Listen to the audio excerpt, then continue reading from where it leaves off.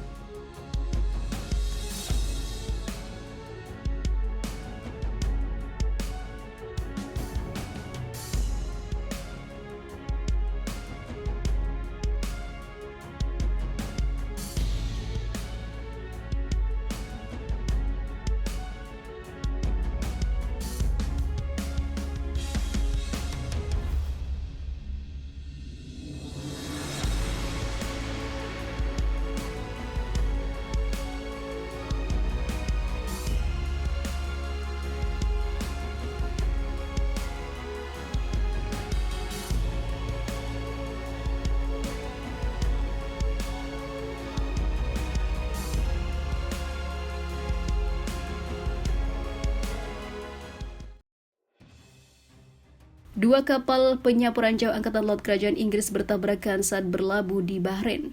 Satu kapal terekam dalam video saat mundur hingga menabrak kapal lainnya yang bersandar. Seorang juru bicara militer Inggris telah mengkonfirmasi kecelakaan yang sangat memalukan itu. Dia mengatakan penyebab insiden yang seakan tak masuk akal itu masih dalam penyelidikan.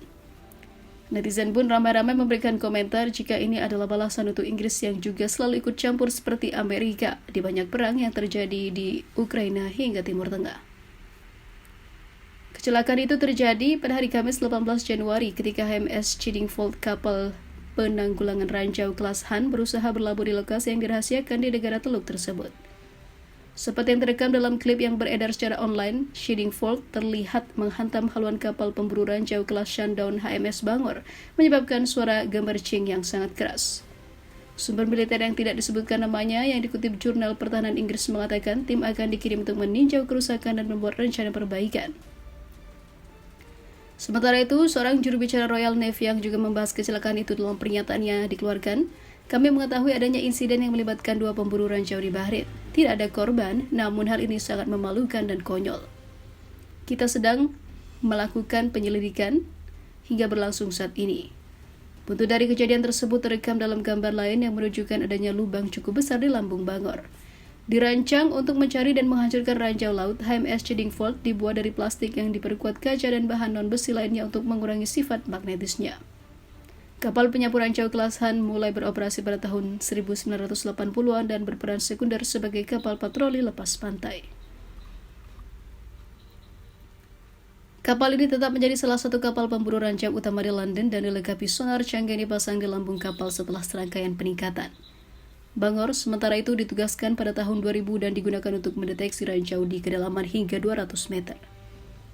Kapal tersebut mengambil bagian dalam patroli di lepas pantai Libya pada tahun 2011 selama intervensi NATO di negara Afrika Utara yang menyaksikan penggulingan dan juga pembunuhan pemimpin lama Muammar Gaddafi oleh kelompok pemberontak. Kapal penanggulangan ranjau kelas Shandong tersebut membawa drone Angkatan Laut Sea Fox yang digunakan untuk membantu penyelaman pembersih ranjau selama pembangunan ataupun pembuangan bahan peledak.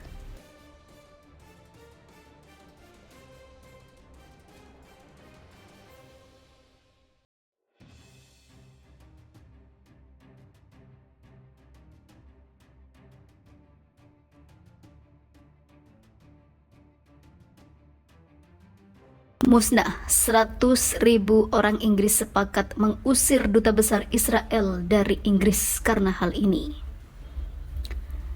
Petisi online untuk mengusir duta besar Israel untuk Inggris, CP Hotofeli, atas dukungannya untuk menghancurkan Gaza, kini telah mengumpulkan lebih dari 100.000 tanda tangan.